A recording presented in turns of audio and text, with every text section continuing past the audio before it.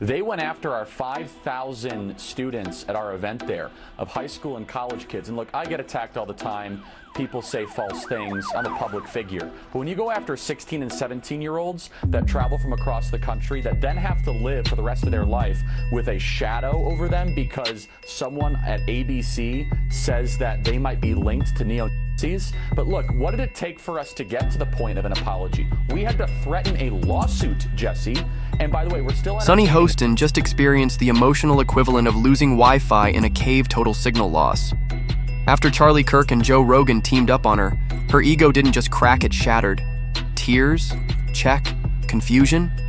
Absolutely. The meltdown was so intense, daytime soap operas are rethinking their scripts. But what exactly did they say that turned Sunny into a walking storm of regrets? Grab your popcorn, this takedown was so brutal, even savage needed a new definition. Her disgusting, gross elitism and her complete out-of-touch nature with respect to the rest of the world. Sunny Hostin goes on The View and decides now would be a great time to dump all over the so-called uneducated. What we did not have is white women who voted about 52%, right, for Donald Trump. Uneducated white women, is my understanding. You have Latino men, actually, voting more for him. And you have, and black men was not the story. We're not the story here because they voted almost 80% for the vice president. Right. Just because you didn't go to college doesn't mean you're stupid, and it doesn't mean that you don't have wisdom. You can go to college and get a bunch of irrelevant facts about how men can allegedly give birth or whatever. Sunny Hostin was cruising through another week of televised self-congratulation when the universe delivered a cosmic 1-2 punch. Politically, she got hit by Charlie Kirk, the Gen Z whisperer in a suit, powered by graphs and enough caffeine to fuel a college finals week. Culturally, Joe Rogan stepped in podcast overlord, casually dismantling her media credibility between chats about elk meat and UFO sightings. The culture shift between right and left authoritarianism, and now people don't recognize that if you just stop looking at it in terms of red and blue, look at the actions, whether it's war, suppression of free speech, pharmacological interventions that are mandatory, whatever it is, that used to all be associated with the authoritative right, the authoritarian right, and now those things are being embraced by the left. And I just think it's just an ideology thing, and I think we get confused and we think we're on the right side, and if it's our side that's saying this, for sure that's the right thing to do, and no one's critically thinking about this. Joe Rogan is the gateway drug for young men that thought they were Democrats to become MAGA. Joe Rogan is the bridge. And on that bridge, they'll see RFK. They'll see Elon Musk. She never saw it coming, mostly because she was too busy monologuing to a studio audience that treats echo chambers like a public service. Enter the first strike, the Charlie Kirk data bomb. There's something oddly satisfying about a guy who just finished debating 3 protesters and a blue-haired dog on a college campus, managing to intellectually vaporize someone on national TV without even being in the room. The final point I'll say is this, is Sunny, you guys thought that abortion was going to be this like quasi-zealot religious issue. I'm pro-life, people in the audience aren't, that's fine. What I'm saying though, what gives me promise, and I think we can all agree on this, is that there are other issues that should animate and drive our politics other than this very divisive one. And I was really encouraged by that, Megan. Very encouraged, because the media was forcing this as an up or down vote on a referendum on a highly complicated, very emotional, very personal issue.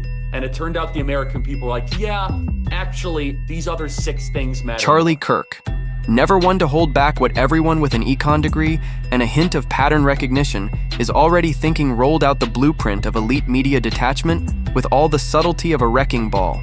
And who better to embody that gilded cathedral of cluelessness than Sunny Hostin herself, high priestess of progressive posturing. Charlie Kirk's the founder and CEO of Turning Point USA and the author of the new book, The College Scam. So, Charlie, do you accept the View's apology? I mean, regardless of whether or not I accept it, the question is, do our students accept it? That's really what's at heart here. Well, it is the show that people love to hate. Yes, that's true. They get so much hate watching viral clips of them saying ridiculous things. I mean, Yeah. it is a rabies-infested hen Charlie house. didn't even need to say her name. He just unpacked the overstuffed suitcase of bad takes that travel first class on The View talking points like voter suppression is everywhere, conservatives hate minorities, and the ever-recycled, Republicans want to drag us back to 1952. Then he did the unthinkable something no studio audience dares attempt. He brought receipts, real data. The kind that bounces off Sonny's opinions like Nerf darts off a brick wall. Numbers showing minority voters shifting toward conservatism, because, shockingly, they don't appreciate being condescended to by millionaires pretending they know what a gallon of milk costs. Charlie went further, exposing the absurdity of TV millionaires preaching about oppression from Manhattan penthouses sipping almond milk lattes while explaining how the system is rigged. Spoiler, the only thing rigged is The View's applause sign. Then came the elitism nuke. Sonny, a fixture in the media elite's penthouse suite, became the accidental poster child for a pundit class that mistakes having a producer in their earpiece for having philosophical depth. Charlie laid it bare. These personalities confuse. They're tax brackets for moral authority, like taking life advice from someone who thinks Whole Foods is a budget grocery store. And the nerve of this woman to whom the country has given so much to try to dump on people who didn't go to college. Look at you, look at your achievements. How do you like the so-called uneducated now, Sonny? Yeah, and again, by the way, rarely do you get the answer to a question in the question. And her whole question is exactly why there was a rebellion against them. Yes. Listen, just because you didn't go to college doesn't mean you're stupid, and it doesn't mean that you don't have wisdom. I always differentiate between knowledge and wisdom. You can go to college and get a bunch of irrelevant facts about how men can allegedly give birth or whatever they teach. I mean, or about North African lesbian poetry. Okay, that stuff's fine, I guess. While Charlie Kirk's commentary was methodical surgical, even it struck where it hurts most. Credibility. Not her character, not her wardrobe, not even her intellect. Just the cold, hard illusion that Sonny's brand of politics has any meaningful connection to the real world. If this were a boxing match, the towel would have hit the mat. But that was only round one. Enter Joe Rogan America's intellectual barroom bouncer. He didn't show up in a suit or wield pie charts. No. Rogan stepped into the cultural octagon, shirt probably optional, armed with his signature weapons: clarity, laughter, and casual annihilation. His tool of choice? Common sense, a controlled substance in the elite media circles Sonny floats through. Where Charlie dissected the ideology, Rogan went straight for the absurdity of the medium itself. He didn't need a dossier or dissertation, just a few well-placed laughs and the unfiltered honesty of someone who's never had to pretend to care about a teleprompter. He took aim at the ecosystem of daytime talk shows masquerading as journalism, the kind that feels more like televised group therapy for people allergic to self-awareness. Rogan shredded the illusion of media moral high ground with the ease of someone pointing out that the emperor not only has no clothes, but is also hosting a segment on ethical swimwear. The episode of you when you were on The View, when you were running for president, you got introduced as our friend Donald Trump. But does he really want to add President of the United States to his resume? A lot of people would like him to. Please let's find out, and please welcome my friend, Donald Trump. That's right. Whoopi Goldberg gives you a big hug and a kiss. Joy Behar gives you a big hug. Barbara Walters gives you a big hug. And then you actually started winning in the polls, and then the machine started working towards you. That red hat that says "Make America Great Again." Might as well just put a. Rogan, with his signature mix of gym locker room wisdom and podcast philosopher swagger, didn't just question Sonny Hostin, he questioned the entire premise of how people like her became cultural gatekeepers in the first place. While Sonny clutches pearls over trending hashtags, Rogan is out here dismantling the foundation of her brand, the kind of media figure who turns every issue into a personal monologue while claiming to speak for everyone else. He contrasted that with his own experience, conversations with real people who've actually faced crisis, made hard choices, and didn't run their opinions past a publicist first. The difference was brutal. One side of the media talks about pain, poverty, and politics like it's a curated theme park ride. The other lives it, wrestles with it, and heaven forbid sometimes laughs at the madness of it all. Rogan didn't need to name names. That's the beauty of a roast so sharp, so on target, that the person flinches without even being directly called out.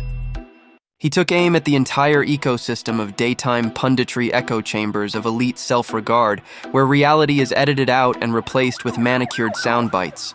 Where Kirk brought the receipts, Rogan brought the ridicule. Charlie revealed the numbers. Joe revealed the absurdity. And the result?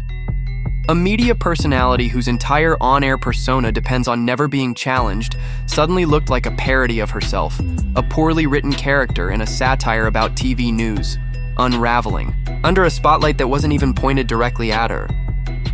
Talking to some of the best lawyers out there that are experts in this, and as you know, these things can be very complicated. There's a lot of facts and circumstances around it, but we're not going to let this go, because you should not be able to smear 5,000 high school and college kids and then just be able to walk away with it. And the reason they felt they needed to do that, Jesse, is because if they told their audience the truth, that when gas is the most expensive it's been, flights are super expensive, that 5,000 kids decided to spend a weekend in summer traveling across the country to go hear from conservative speakers, maybe the audience of The View would think twice about all of their ideas. That's why they felt so compelled to try to smear our wonderful summit this last And here's where it gets almost poetic. Two men wildly different in style, tone, and vibe accidentally synced up like a lunar eclipse of reckoning. Neither knew the other was coming, but together they unraveled a narrative that had been polished, packaged, and promoted for years. Charlie Kirk brought the PowerPoint. Joe Rogan brought the punchlines. Together, they didn't just challenge Sunny Hostin's credibility, they torched the set, flipped the couch, and walked out of the studio without so much as calling an Uber. Then came the internet. Oh, the glorious, petty internet. When a TV host's worldview gets wrecked simultaneously from the academic podium and the podcast microphone, the memes write themselves. Reaction videos spread faster than celebrity apologies. Twitter threads compared Kirk's clip to a dissertation and Rogan's to a roast battle. TikTokers performed dramatic reenactments like it was Shakespeare in sweatpants. Sunny didn't respond because how do you respond to being deconstructed by two people who didn't even have to say your name? This wasn't a debate. It wasn't a dialogue. It was a cosmic audit, and the receipts were not in her favor. Even her defenders struggled to spin it. The critiques weren't cheap shots about her tone or appearance. They were about substance, or more precisely, the lack of it, beneath a public persona built on network-funded righteousness. I get it. I also hate Joy Behar, so I don't love you, but I also hate that squawking bird, so I hate the whole thing. And frankly, that show, you want to talk about a show that set women back, is The View. You want to talk about that show, if the CIA is engineering, Antifa and fucking the Capitol riot, some crazy misogynist engineered The View, because there's nothing worse than The View. In terms of there are so many brilliant women out there. None of them are on The View. None of them have gone near the center. Meanwhile, Charlie's clip is making the rounds in high school debate clubs as a masterclass in how to dismantle someone's argument without ever raising your voice. Joe's podcast moment, it's racking up replay numbers that have Spotify. Executives high-fiving in the break room, and Sunny, she's trending but not the good kind. More like the please, someone change the topic before this turns into a sequel kind. It's rare when political precision and cultural instinct align so seamlessly to obliterate a narrative. Rarer still when it's done without venom, without confrontation, and without even saying a name. Charlie Kirk and Joe Rogan didn't destroy Sunny Hostin by calling her out. They dismantled her by calling out the world she represents, a world where talking points pass for thinking, and applause stands in for reality. They didn't just crack her persona. They pulled back the curtain on a glitter-covered echo chamber built on delusion and studio lighting. And in doing so, they didn't just take down one pundit. They exposed an entire class of media figures, whose only qualification is being on the right set, at the right time, with the right moral panic locked and loaded. Same target, different weapons, like sending a drone strike and a bar fight to the same coordinates. And somehow leveling the whole building. You get people thinking, if you could stop Hitler by any means necessary, wouldn't you stop Hitler? And so they equate Donald Trump with Hitler and go, here you go, this is our modern Hitler. Do you see what Whoopi Goldberg said? What'd she say? Whoopi Goldberg said that Biden could arrest all the Republicans and put them in jail. You just need to see how unhinged this kind of thinking is. Well, you know what Joe Biden could do? Joe Biden, you have to see it, because it's so on TV. crazy. She said it's on Charlie television. Kirk showed up in his signature uniform, navy blazer, tight haircut, and the confident air of a guy who's memorized every clause of the Constitution, footnotes included. His delivery? Pure policy precision. No wild swings, no theatrics. Just a methodical dismantling of the ideological scaffolding Sunny Hostin has built her identity on. Manufactured outrage, elite detachment, and a TED Talk level overestimation of her own influence. And the beauty? He never had to say her name. That's the art of it. Kirk's political sniper fire shredded her worldview like it was made from recycled view scripts. Then cue the smoke machine and swing open the cage and walks Joe Rogan. No script, no data, just a podcast king with the energy of a high school gym teacher who moonlights as a conspiracy therapist. While Kirk worked the chalkboard, Rogan kicked the door off its hinges beer in one hand, sarcastic, "Can you believe this crap?" in the other. Rogan didn't come armed with charts, he came with the vibe check. He wasn't there to debate Sunny Hostin, he was there to mock the fact that anyone still takes people like her seriously. Where Kirk brought logic and numbers, Rogan brought the collective eye roll of middle America and every Uber driver who's ever shouted back at NPR. The View has to be, if you average out the View hosts, among the dumbest people on television. And it's like they say the thing that people are thinking, but they say it very directly, so they expose whatever truth. But I don't think some of them are dumb. you don't think so? No, I don't think Sunny Hostin's You think it's dumb. deliberate? I think she's ideologically driven, and they have blinders on, for sure. I don't think Sunny's dumb. But Whoopi is certainly not the brightest person. And what she just said just doesn't make any sense. It's just like so silly to say. It's not a well thought out. See, Rogan didn't need to say Sunny's name either. He went after the culture she represents, plastic pundits drowning in self-importance, spouting problematic sound bites, and unable to answer a real question without checking their publicist's pulse. That's where the gut punch landed, not with malice, but mockery. And that hurts worse. You can argue data, but you can't argue being laughed at. Here's the twist. These two takedowns didn't clash, they complemented each other like a sharp left jab followed by an unexpected steel chair to the head. Kirk's fans, college conservatives, fed-up independents, your uncle who quotes Milton Friedman for fun, watched their ideological foes dissolve under logic. Meanwhile, Rogan's army Spotify listeners, comedians, MMA junkies, and weary millennials just wanted to know why someone with that much makeup was still playing the oppressed victim on daytime TV. So the same person took 2 L's from 2 wildly different battlefields. This wasn't a planned tag team. It was a cosmic coincidence, a spontaneous combustion sparked by the collision of too much unreality with too much honesty. That's why it hit so hard. Because no one expects a politician's chalkboard rant and a stoner's stand-up set to land on the same truth. But they did.